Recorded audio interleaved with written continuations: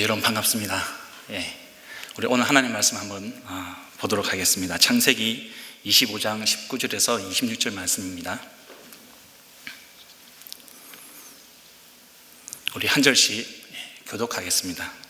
앞에 화면에 나오니까 화면을 보시면서 함께 보도록 하겠습니다. 다음은 아브라함의 아들 이삭의 족보이다. 아브라함이 이삭을 낳았고 이삭은 40살 때에 리브가와 결혼하였다. 리브가는 밧단 아람의 아람 사람인 부두엘의 딸이며 아람 사람인 라반의 누이이다. 이삭은 자기 아내가 임신하지 못하므로 아내가 아이를 가지게 해달라고 주님께 기도하였다. 주님께서 이삭의 기도를 들어주시니 그의 아내 리브가가 임신하게 되었다. 그런데 리브가는 쌍둥이를 배웠는데 그 둘이 태안에서 서로 싸웠다. 그래서 리브가는 이렇게 괴로워서야 내가 어떻게 견디겠는가 하면서 이 일을 알아보려고 주님께로 나아갔다. 주님께서 그에게 대답하셨다. 두 민족이 너의 태안에 들어있다. 너의 태안에서 두 백성이 나뉠 것이다. 한 백성이 다른 백성보다 강할 것이다. 형이 동생을 섬길 것이다. 달이 차서 몸을 풀 때가 되었다. 태안에는 쌍둥이가 들어있었다. 먼저 나온 아이는 살결이 붉은 데다가 온몸이 털투성이어서 이름을 에서라고 하였다. 함께 있습니다. 이어서 동생이 나오는데 그의 손이 에서의 발 뒤꿈치를 잡고 있어서 이름을 야곱이라고 하였다. 리브가가 이 쌍둥이를 낳았을 때에 이삭의 나이는 60살이었다. 아멘.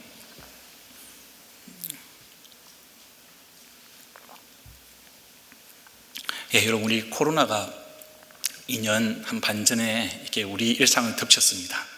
덮치면서 우리의 많은 일상이 변화가 됐습니다.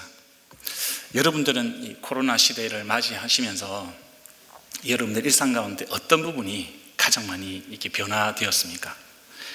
저 개인적으로는 아마 마스크가 아닐까 싶습니다. 마스크. 그리고 온라인도 저희의 일상생활을 많이 바꾸어 놓았습니다. 얼마 전에 이제 야외에서 마스크를 벗어도 된다 이렇게 정책이 바뀌었습니다. 근데 어느 순간 야외에서 마스크를 쓰고 있는 제 모습을 보면서 제가 스스로 웃기도 했습니다. 근데 여러분, 이 코로나가 우리 자녀들의 기도 제목까지도 바꾸는 것 아십니까, 여러분? 얼마 전에 제가 샘물중학교 세미나에 참석하고요. 아이들 교실에서 학부모 모임을 했는데 교실을 좀 이렇게 둘러봤습니다. 이 아이들의 이 공부하는 장소가 어떤지 좀 둘러보는데 이 게시판을 보니까 아이들이 기도 제목을 쫙 정리해가지고 붙여놨더라고요.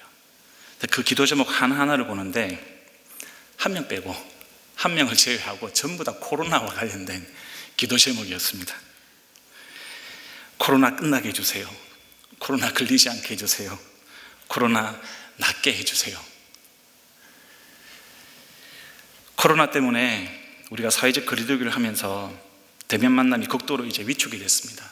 사람들 얼굴을 보고 싶어도 볼 수 없는 그런 환경이 되어버렸습니다. 우리 아이들은 온라인으로 수업을 듣고 또 학교 선생님, 친구들 얼굴도 제대로 볼 수가 없었습니다. 제 둘째가 이제 초등학교 3학년이 됐는데요. 얼마 전에 소풍을 갔습니다. 소풍. 그 소풍이 초등학교 입학하고 처음 가는 소풍이었습니다. 얼마나 설레는 마음을 저한테 이야기하는지. 교회도 마찬가지죠. 교회도 이 코로나로부터 직격탄을 맞았습니다. 이 넓은 예배당에 설교자 한 사람만 올라와서 예배를 드리고 녹화를 했던 그런 적도 있었습니다. 거리두기가 많이 풀렸는데도 아직까지 어색합니다. 아직까지도 어색하고요. 조심스럽고 그렇습니다. 이런 코로나의 영향은 선교지에도 영향을 미쳤습니다. 아니, 선교는 고사하고요. 전도 활동이 많이 위축이 됐습니다. 사람 만나는 것 자체가 조심스러우니까 당연히 전도가 위축될 수밖에 없었던 거죠.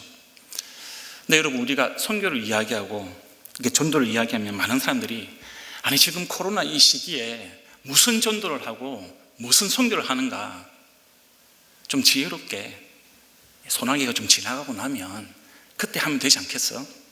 이런 말들을 참 많이 했습니다.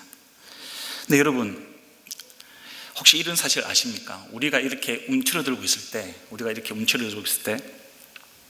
미국 캘리포니아에 있는 세들백 교회라고 유명한 교회가 있습니다. 그 교회는 우리하고 똑같은 상황인데요, 이런 소나기를 맞으면서도 24,000명이 넘는 사람들이 세례를 받았다고 합니다. 24,000명. 여러분 안 놀라시네요? 많은 사람들이 놀랐습니다. 어떤 사람들 놀랐느냐? 특별히 저와 여러분들처럼 예수님을 믿는 사람들, 신앙을 가진 사람들이 더 놀란 거예요. 아니 어떻게 그게 가능한 일인가? 이 코로나 시국에 24,000명 한 교회에서 그렇게 예수님을 영접하는 일이 일어난단 말인가? 여러분 더 놀라운 일 말씀드려 볼까요? 예전에 제가 한번 말씀드린 적이 있는데, 미국에 빌리 그레엄 전도협회라는 단체가 있습니다. 빌리 그레엄 목사님이 세운 단체인데, 코로나 한창 유행하던 2020년 한 해 동안 이 빌리 그레엄 전도협회를 통해 가지고 예수님을 영접한 사람이 몇 사람인지 아십니까 혹시?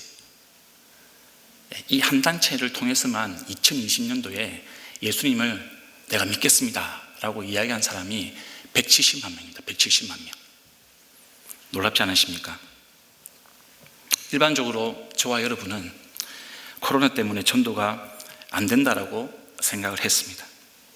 근데 여러분 우리가 그렇게 생각할 때 빠지는 실수가 있는데, 그 실수가 뭐냐면, 우리가 그렇게 생각하고 우리가 그렇게 판단할 때에 정작 그 우리의 생각과 판단 가운데 하나님의 능력과 역사하심까지도 우리가 제한한다는 사실입니다. 우리가 믿음을 가지고 살아간다고 하지만 정작 우리가 눈으로 보고 경험하는 그런 환경, 그런 조건에 따라서, 우리의 관점에 따라서 하나님이 역사하실 거야, 하나님의 능력을 발휘하실 거야, 그런 하나님의 역사와 능력을 우리가 판단하고 재단한다는 겁니다. 근데 여러분, 제가 앞서 보여드린 그런 사례가 무엇을 이야기합니까? 하나님은 그런 우리의 생각, 그런 판단을 넘어서는 분이다, 이것을 이야기하고 계시는 거죠. 전도가 불가능하다, 전도가 어렵다, 그렇게 우리가 생각하는 동안, 그런 시간 동안에 하나님은 특별하게 역사하셨고요, 전 세계적으로 정말 많은 사람들이 예수님을 구주로 영접하는 역사가 일어났습니다. 빌리 그레엄 전도협회를 통해서 예수님을 믿기로 결심했던 그 170만 명의 숫자, 그 숫자는 코로나 이전보다 배로 늘어난 거였습니다. 코로나 이전에는 절반 수준으로 예수님을 영접하다가 코로나가 터지니까 우리의 생각, 우리의 상식을 뛰어넘어서 2배의 숫자가 예수를 믿겠다라고 그렇게 결심을 했던 거죠. 그래서 그 전도협회의 대표가 이런 인터뷰를 했습니다. 우리는 코로나 속에서 실업, 경제적인 어려움, 학업 부족, 가족 불화, 인간 소외, 이런 것들을 경험했습니다. 코로나는 전도를 어렵게 만들었습니다. 수많은 부작용을 낳았습니다. 그런데 분명한 것은 어려움을 당한 사람들에게 복음과 사랑을 전해줄 수 있는 기회였다는 겁니다. 이것이 그분의 핵심적인 메시지였습니다. 여러분, 하나님은 우리가 약할 때 강함 되시는 분이십니다. 하나님은 우리가 끝났다라고 생각하는 지점에서 당신께서 특별한 능력으로 당신 역사를 직접 이루어 가시는 분이십니다. 오늘 본문에서도 우리는 이런 우리 인간의 한계점, 그런 한계점에서 당신의 특별한 능력, 특별한 은총으로 하나님의 역사를 이루어 가시는 그런 모습을 볼 수가 있는 겁니다. 오늘 본문에 리브가가 등장합니다. 그리고 이삭도 등장을 하죠. 이 아브라함의 아들이었던 이삭, 이 이삭은 하나님께서 이 아브라함에게 주셨던, 아버지에게 주셨던 그런 땅, 후손, 복, 이런 약속들을 믿으며 살아가고 있었습니다. 그런데 그 약속이 성취되기 전에 지금 이삭은 심각한 문제에 직면하게 됩니다. 바로 자기 아내 리브가가 임신을 못하는 거죠. 아이가 생기지 않는 문제가 생겼습니다. 이것은 이삭과 어떤 리브가 개인의 문제이기도 했지만 동시에 이 아브라함의 약속이 전 우주적인, 전 세계적인 그런 하나님의 구원의 약속이었기 때문에 사실 이 문제는 우리 인류 전체의 문제이기도 하였습니다.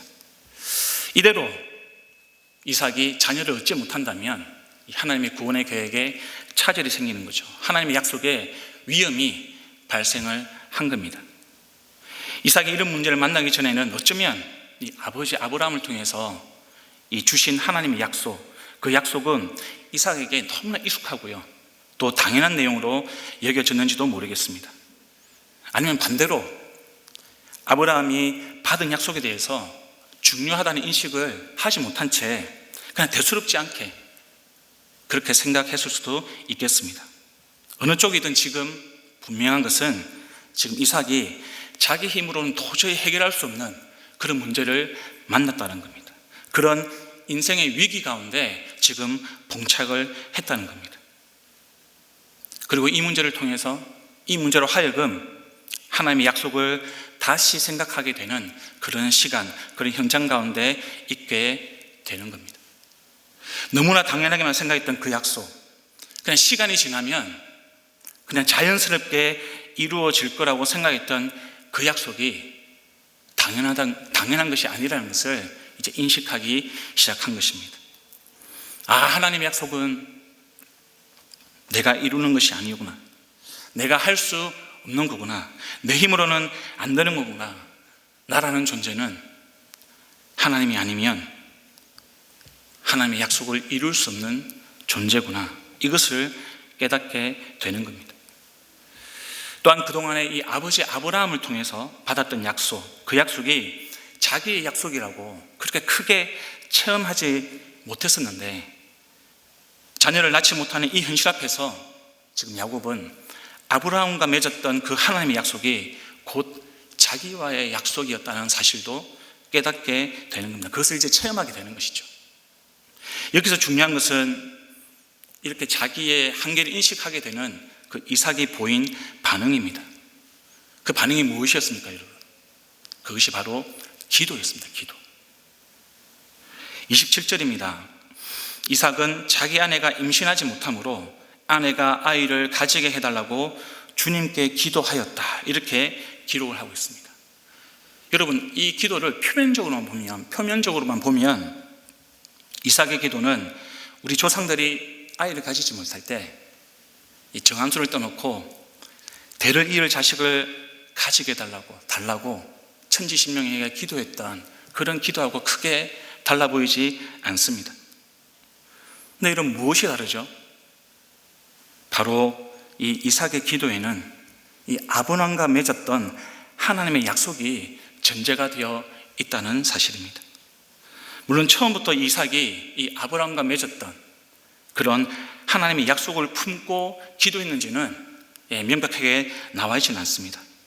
근데 아마도 이삭은 이 자기 출생과 관련된 그런 스토리, 그리고 이 아브라함에 의해서 희생제물로 바쳐졌던 그런 사건들, 그것을 통해서 어느 정도는 이 하나님의 약속, 하나님의 언약에 대해서 알고 기도했을 가능성이 큽니다. 물론 처음에는 이삭이 기도할 때 이런 마음이 강하지는 않았을 겁니다.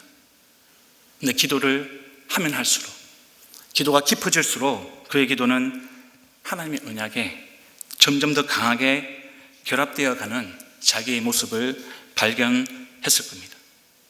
우리가 여기서 어떻게 알 수 있을까요? 27절 하반절입니다. 주님께서 이삭의 기도를 들어주시니 그의 아내 리브가가 임신하게 되었다. 지금 주님께서 이삭의 기도를 들어주셨다라고 기록을 하고 있습니다. 여러분, 이렇게 한번 질문을 해봤으면 좋겠습니다. 만약 이삭의 기도가 겨우 그냥 나의 대를 이을 아들 하나 주십시오, 내 아내 리브가가 자식을 못 낳기 때문에 너무 괴로워하니까 내 아내 마음 좀 풀어주십시오, 그런 마음으로 그걸 좀 해결하고 싶어서 기도를 했다면 하나님께서 그의 기도를 순순히 들어주셨을까? 아니요, 저는 그렇지 않다고 생각합니다. 우리는 이삭이 1년, 2년 기도한 것이 아니라 20년 동안 이 기도를 했다는 점에 유의해야 합니다. 무려 20년이라는 시간입니다. 20년이라는 이 긴 시간 동안에 이삭은 기도를 했었습니다. 시간이 지납니다. 기도가 깊어집니다. 점점 더 하나님의 언약과 자기의 삶이 분리되지 않는다는 것을 깨닫습니다. 점점 더 하나님의 언약과 자기 가족의 삶이 분리되지 않는다는 것을 깨닫습니다. 기도가 깊어질수록 이삭은 아버지 아브라함에게 주셨던 그 하나님의 약속이, 그 하나님의 언약이 바로 자기에게 주신 약속이라는 것을 알게 되는 겁니다. 그래서 이것은 그냥 단순하게 자기의 대가 끊어지지 않게 기도했다, 이런 차원이 아니라요, 온 세상을 창조하시고 또 모든 사람을 창조하신 하나님의 구원, 그 하나님의 구원을 하나님께서 자기를 통해서 이루어 가시길 원하신다라는 그것을 깨닫는 겁니다. 그러므로 지금 하나님께서 이삭의 기도를 들으시고 리브가의 태여문을 열어주신 것, 이것은 약할 때 강함이 되시고 당신의 계획을 이루어 가시는 전적인 하나님의 능력, 전적인 하나님의 은혜를 온전하게 드러내는 것이다. 우리가 이렇게 인식을 해야 하는 겁니다. 여러분, 우리가 오늘 이 본문을 통해서 이삭이 지금 기도를 드리고 있습니다. 이 이삭의 기도에서 우리는 또 다른 한 분의 기도를 또 올려야만 합니다. 그것이 바로 십자가를 지시기 전에 겟세마네 동산에서 간절하게 기도를 드리시던 바로 예수님의 모습입니다. 우리가 그 예수님의 모습을 이삭의 기도에서 발견을 할 수 있어야 하는 겁니다. 우리 예수님은 한계가 없으신 분입니다. 무한한 능력을 가지고 계십니다. 근데 예수님이 모든 사람의 구원을 위해서, 저와 여러분의 구원을 위해서 이 땅에 내려오셨습니다. 스스로 인간이 되셨습니다. 낮아지셨습니다. 인간의 한계, 특히 죽음이라는 그런 문제 가운데 자기 자신을 가두셨습니다. 스스로. 예수님은 충분히 그 십자가의 고통, 그 십자가의 죽음을 피할 수 있었습니다. 근데 여러분, 그러지 않으시고 성부 하나님께 순종하고 스스로 죽음이라는 그 인간의 한계, 그것을 경험하셨습니다.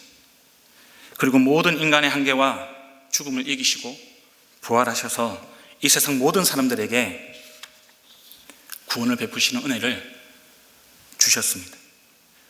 그래서 여러분, 이 오늘 본문의 사건은 예수님의 구원의 역사까지 이루어지는 그런 대서사의 한 장면을 우리가 보고 있는 겁니다.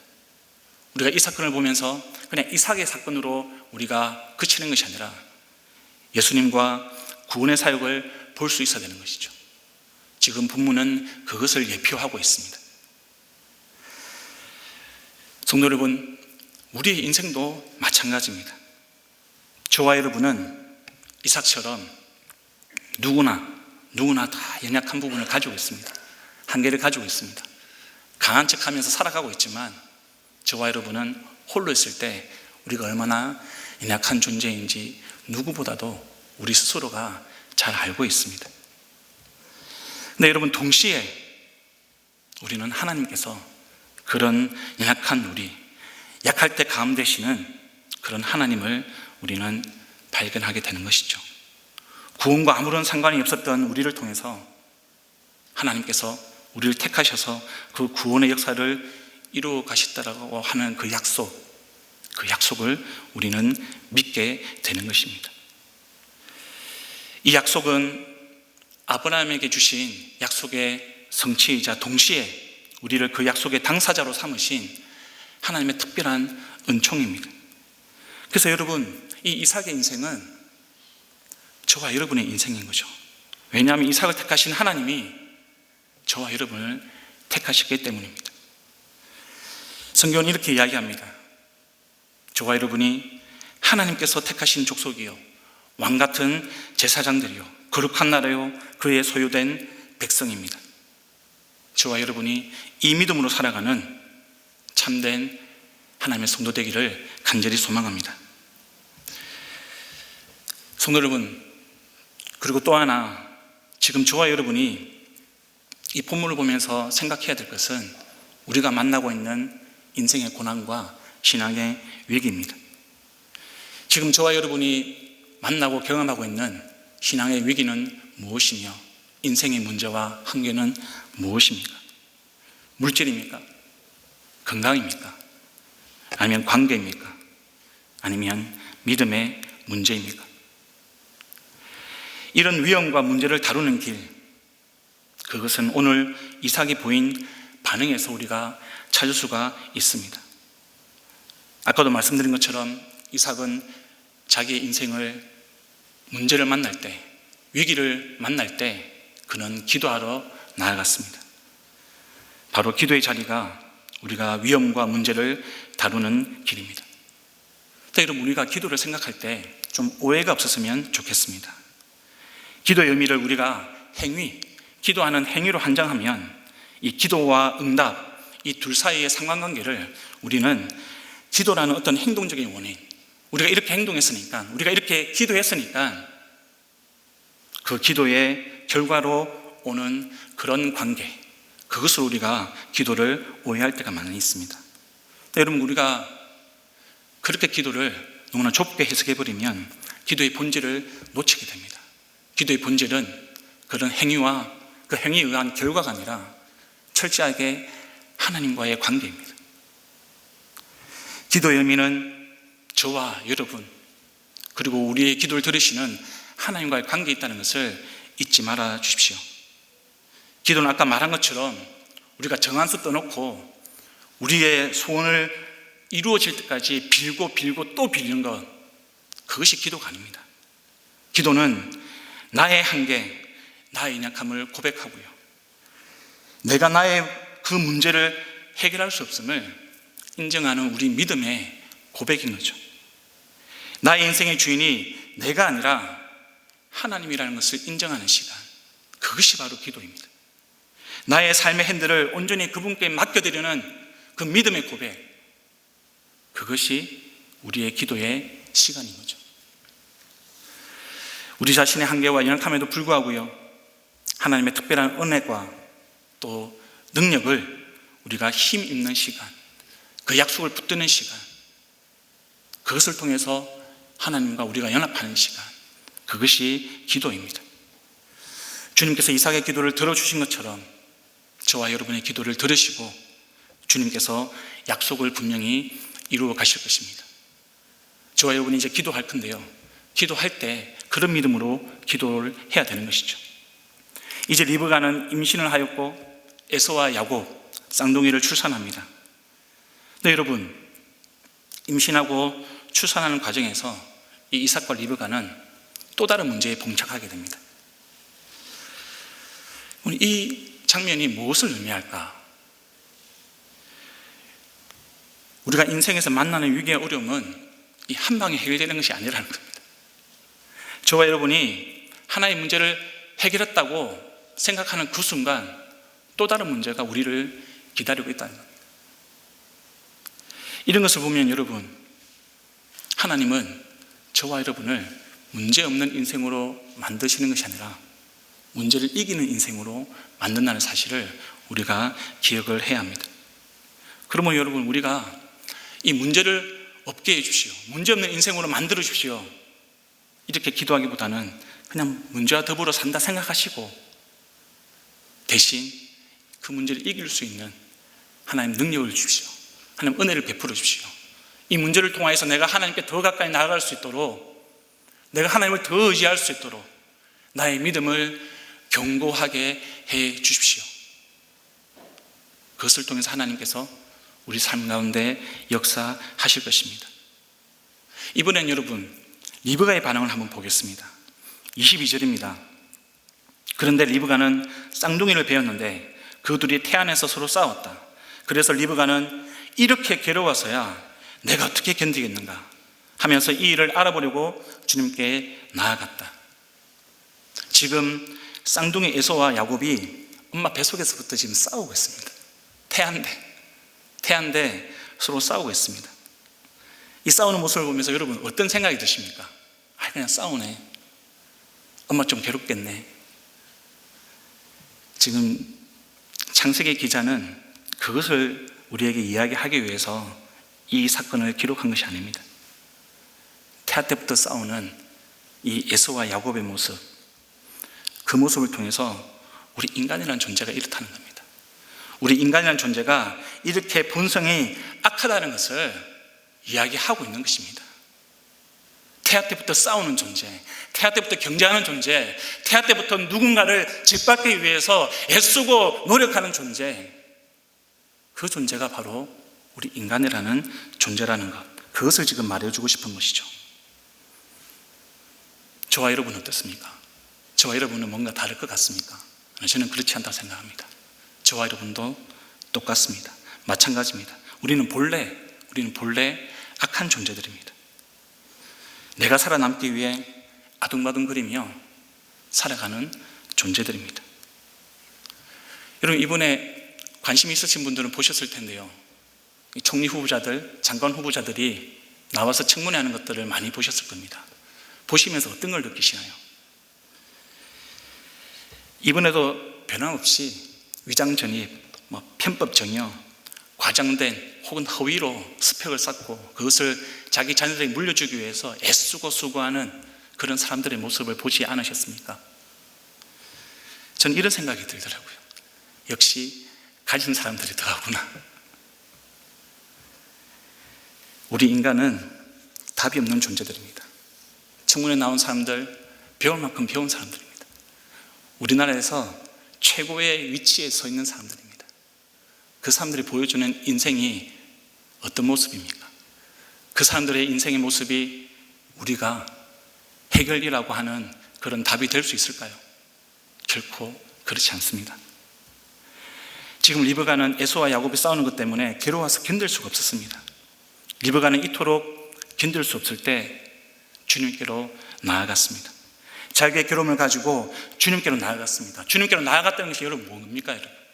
바로 기도했다는 것이죠. 지금 리브가를 통해서 우리는 우리 문제의 해결이 나에게 있는 것이 아니라 하나님께 있다는 그 단순한 사실, 단순하지만 너무나 그 중요한 사실을 우리는 확인을 해야 하는 겁니다. 리브가가 그 괴로움을, 자기의 괴로움을 주님께로 가지고 나갔을 때 주님의 반응이 무엇이었습니까? 23절에 주님께서 그에게 대답하셨다라고 기록을 하고 있습니다. 뭐라고 대답하셨습니까? 두 민족이 너의 태안에 들어있다. 너의 태안에서 두 백성이 나뉠 것이다. 한 백성이 다른 백성보다 강할 것이다. 형이 동생을 섬길 것이다. 근데 내용을 보니까 리브가가 전혀 생각해 보지 못한 결과였습니다. 형이 동생을 섬긴다는 것, 그것은 이 당시 문화에서는 용납이 안 되는 그런 내용입니다. 형이 동생을 섬긴다? 그것은 그 시절에 사회 질서를 거슬러 올라가는 잘못된 이야기였습니다.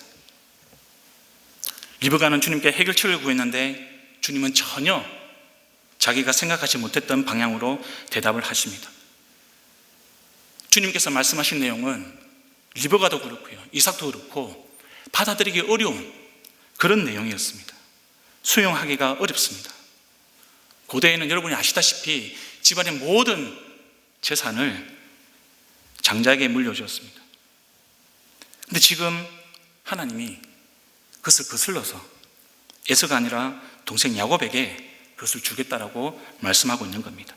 더 심한 게 뭡니까, 여러분? 형이 동생을 섬길 거라고 이야기하고 있습니다. 그렇습니다.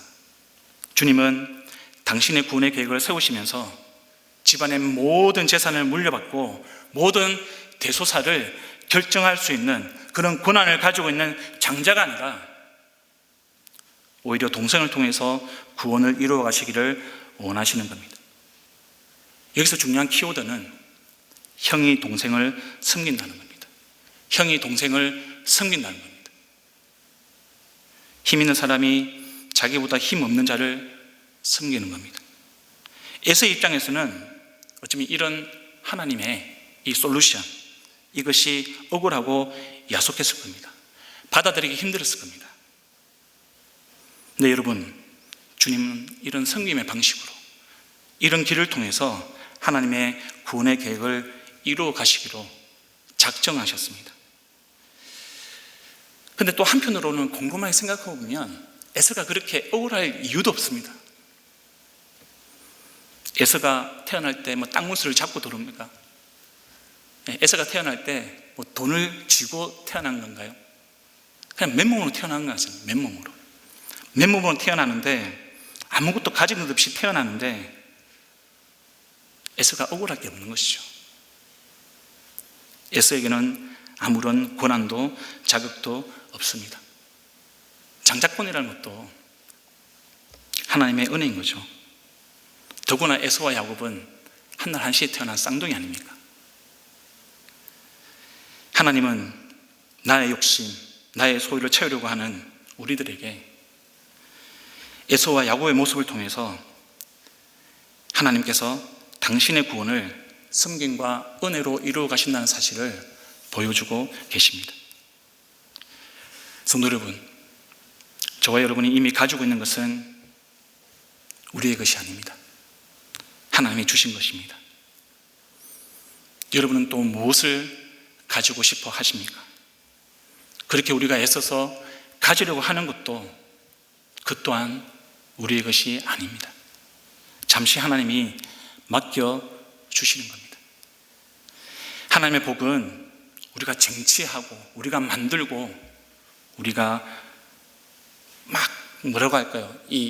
애쓰고 수고하고 이런 것이 아니라 하나님의 은혜로 받는 것이죠.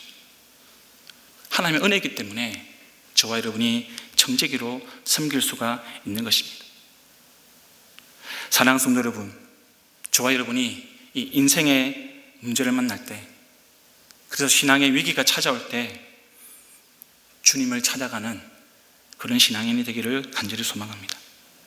그리고 그 신앙 가운데, 그 기도 가운데 주님이 인도하시는 길이 설사 내가 원하는 방향이 아니라 할지라도 나의 모든 것이 하나님께 받은 은혜인 줄 알고 하나님께서 섬기라고 말씀하신 그 말씀을 기억하면서 섬기는 자로, 청지기로 살아가는 저와 여러분 되기를 우리 주님으로 축원합니다. 이 시간 우리 말씀을 기억하면서 함께 기도했으면 합니다. 우리 기도 제목 좀 띄워주시면 감사하겠습니다. 말씀을 기억하시면서 우리에게는 신앙의 위기는 반드시 찾아옵니다. 우리는 우리의 죄성과 약함 때문에 한계를 가질 수밖에 없는 존재입니다. 네, 여러분 기억했으면 좋겠습니다. 우리의 신앙의 위기가 올 때, 우리가 한계가 느껴질 때, 그때가 바로 하나님께서 하나님의 특별한 역사와 은혜를 베푸신다는 사실을 기억하고 기도하기를 원합니다. 그리고 그 하나님 믿고 우리가 나아가기를 원합니다. 하나님께서 은혜를 베푸실 것입니다. 하나님께서 우리와 함께 하실 것입니다. 우리가 그것을 바라고 소망하면서 또한 우리가 섬김의 자리로 그 은혜를 붙들고 나아가는 저와 여러분 될 수 있도록 우리 간절하게 한번 기도하기를 원합니다. 기도하시겠습니다.